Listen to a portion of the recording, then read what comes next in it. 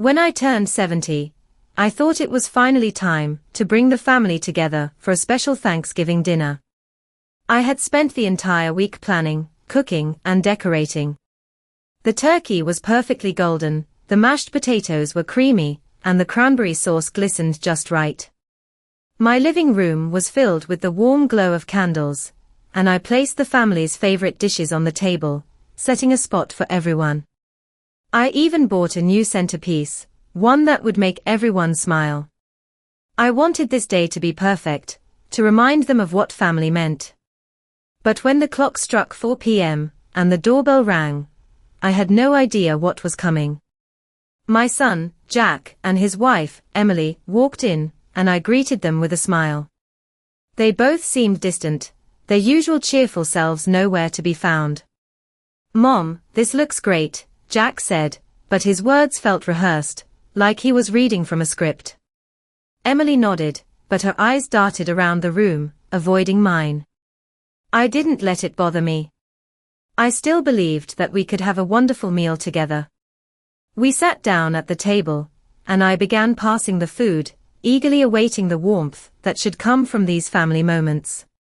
But instead of the lively conversations I had imagined, there was only an uncomfortable silence. Jack and Emily exchanged glances, but said nothing. I glanced at my daughter, Sophie, who was supposed to arrive with her kids, but she hadn't shown up yet. I couldn't help but feel a pang of worry, but I brushed it aside. Maybe they were running late. As the minutes dragged on, I finally spoke up. "So, how's work, Jack? How's Emily's new project going?" Jack cleared his throat, but didn't answer immediately. Instead, Emily piped up, "We've been really busy, but things are fine. You know, the usual." The usual. My heart sank. There was something off, something I couldn't quite put my finger on. The food, which I had worked so hard to prepare, sat untouched in front of me. Sophie still hadn't arrived, and Jack and Emily were too quiet.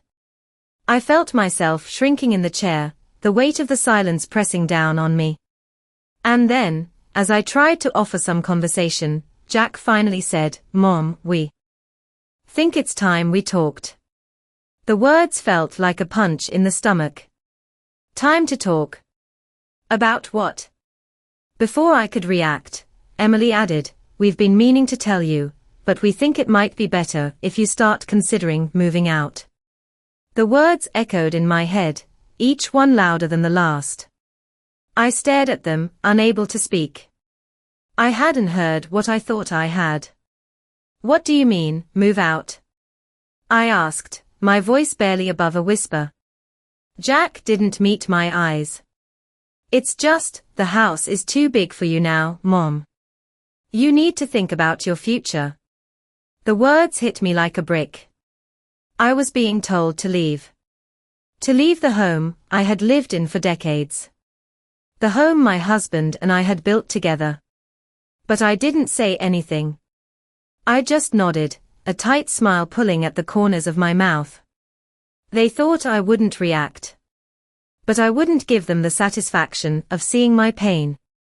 I stood up, my legs feeling like lead, and I quietly walked to the kitchen to check on the food, trying to hold myself together. But inside, I was unraveling. I had spent my life taking care of them, making sure they had everything they needed, and this was how they repaid me. My thoughts were interrupted by the sound of the doorbell ringing again. I glanced out the window, hoping to see Sophie and the kids, but instead, I saw nothing but the empty street. The dinner was a disaster. My family was here, but they were miles away. I forced myself to smile, pretending nothing was wrong. But inside, I was crying. Not because I was alone, but because I realized I had always been alone in this family. As I stood there, the weight of their words still hanging in the air, I felt a strange calm wash over me. I didn't say anything. I didn't scream or beg for an explanation. I just nodded and excused myself from the table. The echo of my footsteps was the only sound I heard as I walked to the kitchen, a place that had always been a sanctuary for me, but now, it felt like a foreign land. The dishes that had been so lovingly prepared, just hours earlier now sat untouched. I couldn't bring myself to eat. I couldn't bring myself to do anything except stand there, staring at the empty plates. The silence was deafening. I thought about how I had worked my whole life for this family. Every sacrifice, every hour spent taking care of them, making sure they had everything they needed. And now, they wanted me gone. I felt a tear slip down my cheek, but I quickly wiped it away. I wasn't going to cry. I refused to let them see me broken. I wasn't going to let them have that satisfaction. I had always been the strong one. I had always been the one who held everything together, the one who kept the peace, the one who made sure everyone was happy. And now, I was the one being thrown away. I looked out the window, hoping for some sign, some reassurance that I wasn't completely alone. But all I saw was the empty street, the houses across the way, their lights flickering on as the evening settled in. The world kept going, even if my own was crumbling. I walked back into the living room and sat on the couch, staring at the wall. I heard the faint sound of their voices from the dining room, their laughter, their quiet conversations. It was like they didn't even notice that I was no longer there. They didn't notice me at all. I sat there for what felt like hours, but I didn't move. I couldn't. I didn't know what to do. I didn't know where to go from here. I had given everything to them.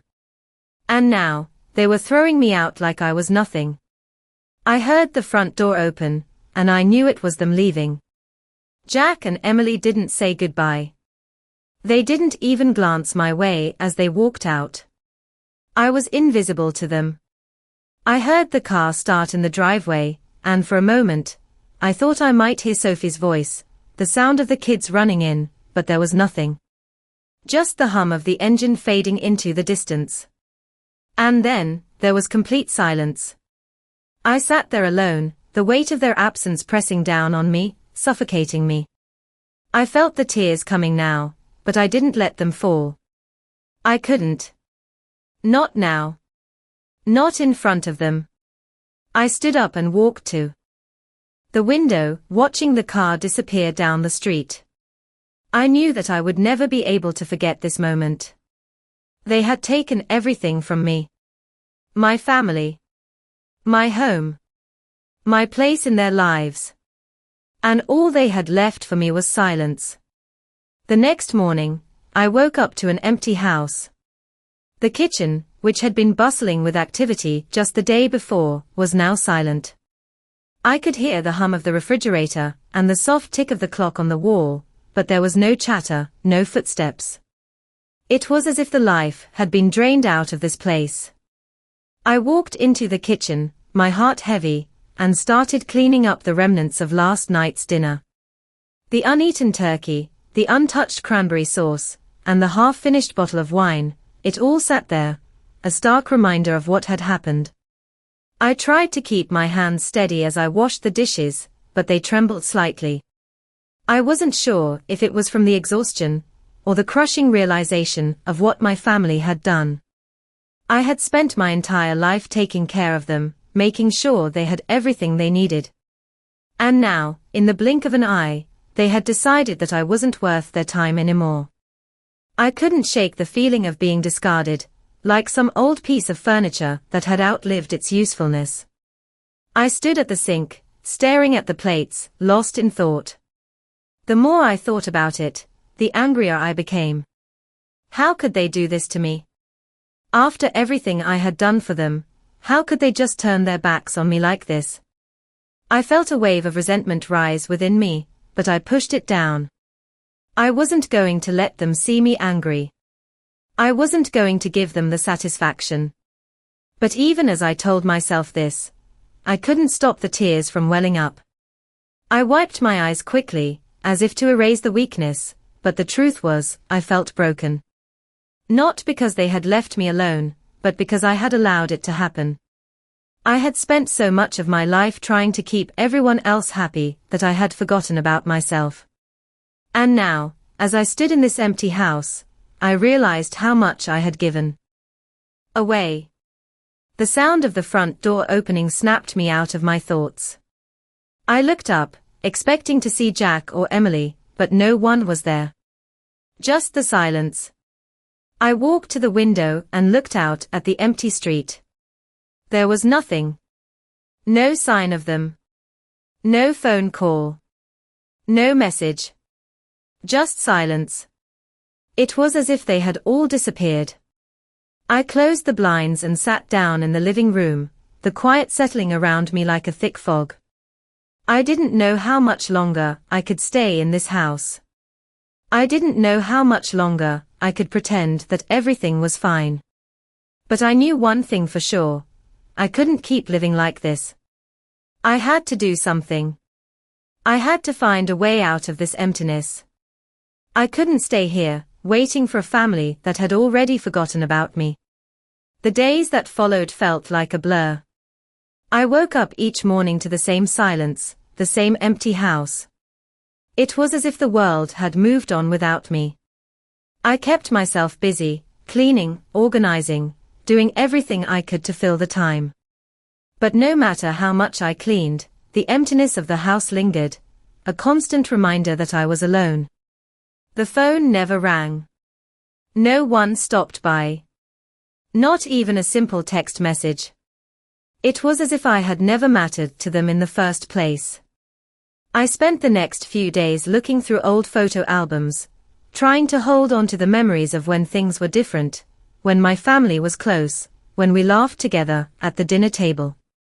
But even the photos started to feel distant, like they belonged to someone else. I sat in the living room, staring at the pictures of my children when they were young, when their smiles were genuine, when they still looked up to me. Now, everything felt like a lie. I could no longer pretend that everything was fine, that I was still the pillar of the family. I wasn't. I was just a shadow, fading away in a house that had once been full of life. I knew I had to make a decision. I couldn't keep living like this. I couldn't keep waiting for a family that wasn't coming back. The thought of moving, of leaving this house that held so many memories, felt like a betrayal in itself. But it was the only option left. I couldn't stay here, trapped in a past that was slipping further away with each passing day. I picked up the phone and dialed the number for a real estate agent. I didn't know where I was going or what I was going to do, but I knew one thing. I couldn't stay here any longer. I needed to find a new place, somewhere I could start over. It wasn't going to be easy, but it was the only choice I had. As I hung up the phone, I felt a strange sense of calm settle over me. For the first time in days, I felt like I was in control. I wasn't going to let them take everything from me.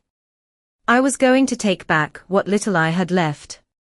I packed a small bag and drove to the real estate office.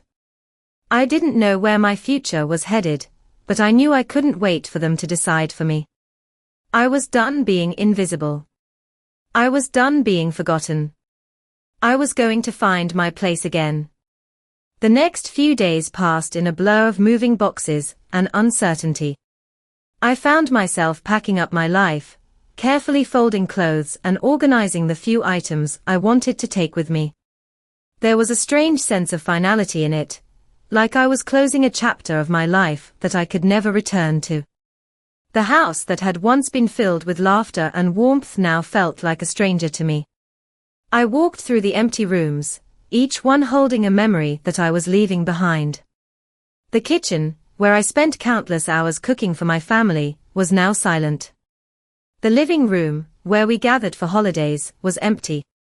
Even the hallway, where I had hung photos of my children growing up, seemed cold and distant. But there was no time to dwell on it. I had made the decision to leave, and now, there was no turning back. I rented a small apartment in the city, a place where I could start fresh, away from the echoes of my past. It wasn't much, but it was mine. I set up the apartment with the few belongings I had brought, trying to make it feel like home. It wasn't perfect, but it was a start. The first few nights were the hardest. I lay awake, staring at the ceiling, listening to the sound of the city outside my window. The quiet was overwhelming.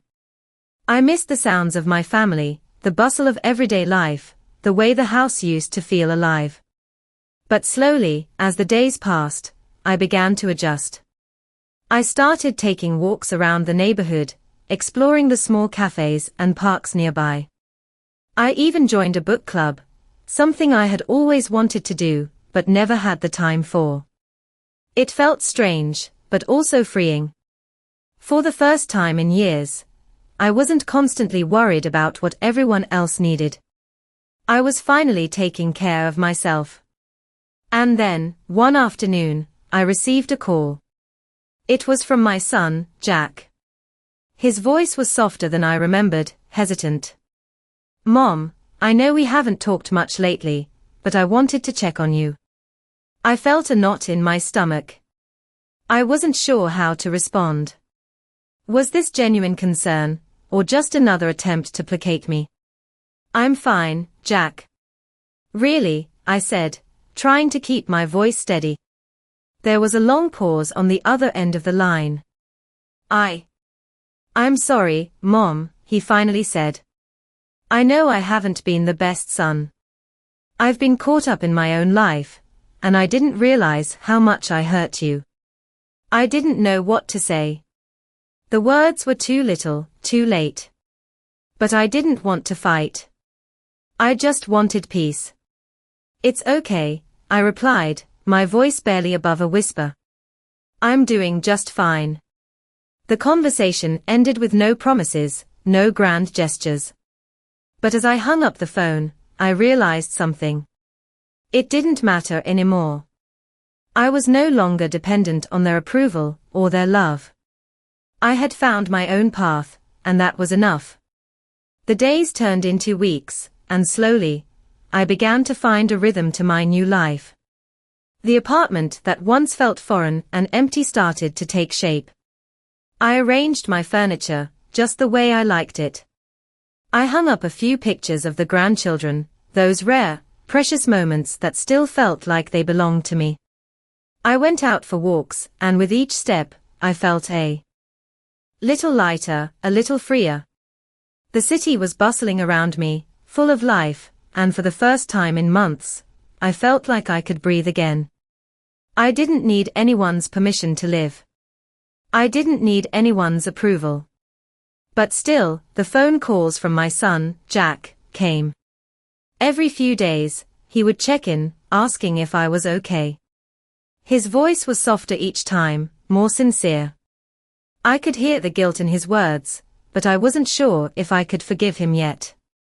There had been too much hurt, too many years of being ignored and dismissed. One evening, as I sat at the kitchen table, enjoying a cup of tea, the doorbell rang. I wasn't expecting anyone, and for a moment, I hesitated. But then, I stood up and walked to the door. When I opened it, I saw Jack standing there, his hands in his pockets, his expression uncertain. He looked different somehow, more tired, more real. I didn't say anything at first. I just looked at him. He shifted his weight from one foot to the other, then said, "Mom, can we talk?" I stepped aside to let him in, feeling the weight of the years between us, but also a curiosity. He had never come to see me like this before. We sat down in the living room, the silence hanging thick between us. Finally, he spoke again. "I've been thinking a lot about everything, about how I treated you. And I'm sorry, Mom. I know I hurt you. I don't know how to fix it, but I want to try." His words were simple, but they hit me like a wave, washing over me. For a moment, I wasn't sure what to say. I wanted to say that it was too late, that the damage was done, but I didn't. I just sat there, listening. Jack continued, "I don't expect you to forgive me right away, but I need you to know that I'm here. I'm sorry for everything. I looked at him, really looked at him for the first time in a long while. I saw the man he had become, the man he was trying to be. It wasn't perfect, but it was a start. I'm not sure what to say, I replied, my voice soft. But I'm here, Jack. I'm here. It wasn't an apology, but it was something. It was a step forward. And for the first time in a long time, I felt like I might be able to forgive. Not because I was forgetting the past, but because I was ready to move on. I wasn't going to let the bitterness and the hurt define the rest of my life. I had too much left to give, and I wasn't going to waste it. For the first time in a long time, I smiled. It wasn't a perfect smile, but it was real. And for now, that was enough. It had been a few weeks since Jack had come over, and slowly, life began to take on a new rhythm. I woke up each day feeling a little less heavy, a little more hopeful. The apartment, once a place of solitude and silence, now felt like a home I was starting to build for myself. I spent my mornings reading, my afternoons walking through the park nearby, and my evenings cooking simple meals for myself. It wasn't much, but it was enough. I was beginning to understand that I could still find joy, even in the smallest of things. Jack continued to call, checking in on me, but this time, it felt different. His tone wasn't filled with guilt anymore, but with genuine care. I could hear the change in his voice, and it made me wonder if there was a chance for us to rebuild what had been broken. I didn't know if I was ready for that yet, but I was willing to consider it. I wasn't ready to forget, not yet. But I was beginning to see that maybe, just maybe, there was room for forgiveness. One afternoon, as I sat at the kitchen table, sipping my tea, I heard a knock at the door. I wasn't expecting anyone, so I hesitated before getting up to answer it. When I opened the door, I was surprised to see Sophie standing there, her eyes red as if she had been crying. "Mom, can we talk?" she asked quietly, her voice full of emotion. I stepped aside to let her in, my heart racing. I wasn't sure what to expect, but I knew this moment had been a long time coming. We sat down on the couch, and she looked at me for a long moment before speaking. "I've been so ashamed of how we treated you," she said, her voice breaking. "I've been thinking about everything, about how we pushed you away, and it hurts me to know that we caused you so much pain." I didn't know what to say at first. My mind was racing. Sophie had always been so strong, so confident, and seeing her like this, vulnerable and regretful, was a side of her I had never seen. "I don't know how it got this far," she continued, her eyes filled with tears. "I never wanted to hurt you. I got caught up in everything. In my own life, in my own problems, and I pushed you aside. And I'm so sorry, Mom." For a moment, I was silent. I didn't know if I should forgive her, or if I even could. The years of hurt and loneliness weighed heavily on me. But as I looked at her, I saw the sincerity in her eyes, the remorse in her voice, and I realized that maybe forgiveness wasn't just about them. It was about me, too. It was about letting go of the past so I could move forward. "I don't know if I can forget everything," I said softly, "but I'm willing to try, Sophie. I'm willing to try to make things right between us." Sophie's face softened, and she reached for my hand, squeezing it gently. "Thank you, Mom," she whispered. And in that moment, I felt a weight lift off my shoulders. I wasn't sure what the future held, but I knew that I was finally starting to heal. Slowly, but surely, I was finding my way back to myself. The weeks that followed were a slow, quiet rebuilding. My apartment had become more than just a place to live. It had become a space where I could breathe again, where I could think, and where I could begin to forgive. The conversations with Jack and Sophie had opened something in me, a door I had kept closed for too long. But even as I moved forward, I couldn't ignore the lingering doubts, the nagging voice in my head that wondered if I was just fooling myself, hoping for things to return to how they used to be. I spent my mornings in the park, walking among the trees, letting the fresh air fill my lungs. It was a peaceful routine, one that allowed me to think, to reflect. But one morning, as I sat on a bench, enjoying the stillness of the moment, my phone rang. It was Jack. "Mom, I've been thinking," he said, his voice a little hesitant. "I know we've been through a lot, but I wanted to ask if you'd consider coming to dinner at my place this weekend. I'd really like for us to have a proper meal together, to talk." I felt a surge of emotion at his words. The thought of sitting down at a table with him and his family, after everything that had happened, stirred something deep inside me. "I'd like that," I said quietly. "I think it's time." That weekend, I found myself standing outside Jack's house, looking up at the familiar front door, wondering what the evening would hold. I hadn't been here in months, and so much had changed. I wasn't the same person who had once walked through this door, hoping for connection, for love. I had changed. But so had they. And now, as I rang the doorbell, I felt a strange mix of fear and hope. When Jack opened the door, I saw the same man who had once been my son, but he looked different. There was a warmth in his eyes now, a sincerity that hadn't been there before. "Mom," he said softly, stepping aside to let me in. "It's so good to see you." We didn't hug immediately. Instead, we stood there for a moment, both of us unsure, both of us trying to find our footing in this new space we were creating.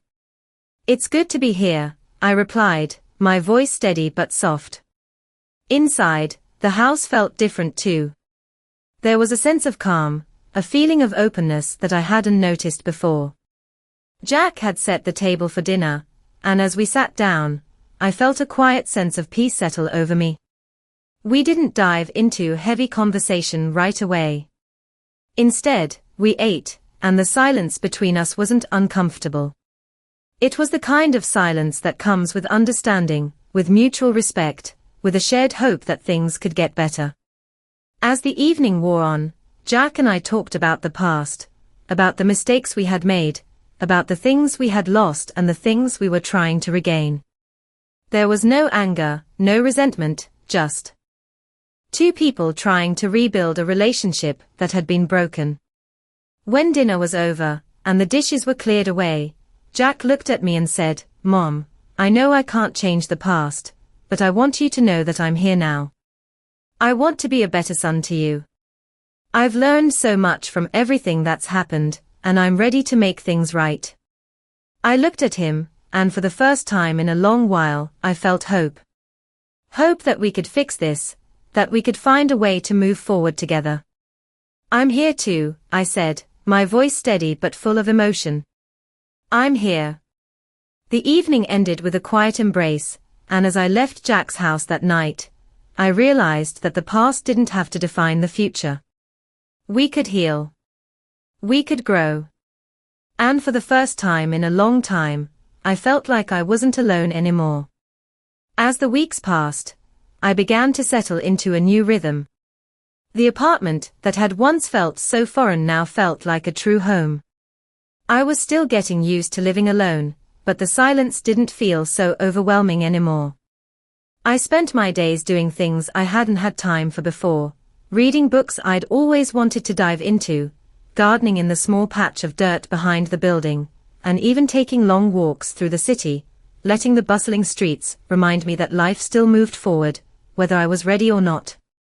Every morning, I looked out the window, watching the sun rise over the city skyline, and for the first time in a long time, I felt at peace.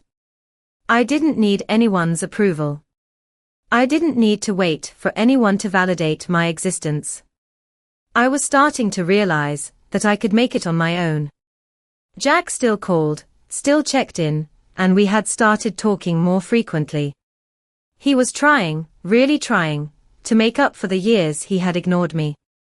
But there was still a part of me that wasn't sure I could ever trust him completely again. It wasn't about forgiveness, it was about letting go. And I wasn't sure I was ready for that just yet. One afternoon, as I sat in my favorite chair, sipping tea and listening to the quiet hum of the city, the phone rang. It was Sophie. Her voice sounded different this time. Softer. More thoughtful. Mom, I know we haven't talked much, but I wanted to ask if you would come to Thanksgiving dinner this year. It's going to be at my house. I know it's been a while, but I really want us to be together again. I felt a lump form in my throat. The idea of seeing Sophie again, after everything, was overwhelming. I hadn't been to one of their family dinners in years.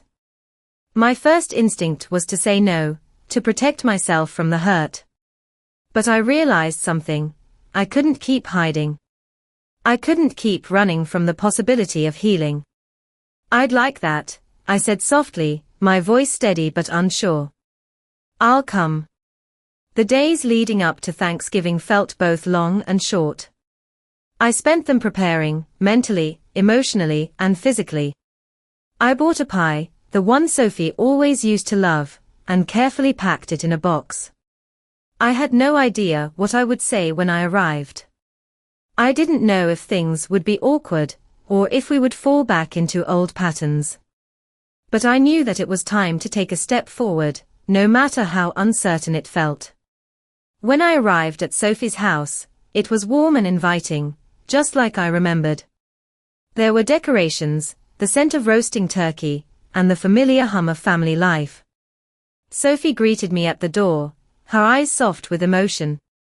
"I'm so glad you're here, Mom," she said, her voice filled with sincerity. I smiled, though I couldn't completely shake the nervousness that lingered in my chest. The evening went better than I expected. There was no tension, no awkward silences. We talked about the kids, about life, and about the things that had changed. And slowly, as the night went on, I felt the walls between us begin to crumble. The years of hurt, the years of distance, didn't disappear overnight. But in that moment, I realized that healing was possible. Not in the way I had imagined, but in a way that was real and meaningful. As we sat around the table, sharing our meal, I felt a sense of gratitude I hadn't felt in a long time. I was grateful for the small steps we were taking, for the chance to rebuild what had been broken, and for the love that, despite everything, was still there. It wasn't perfect, but it was enough. And for the first time in a long time, I felt like I was home.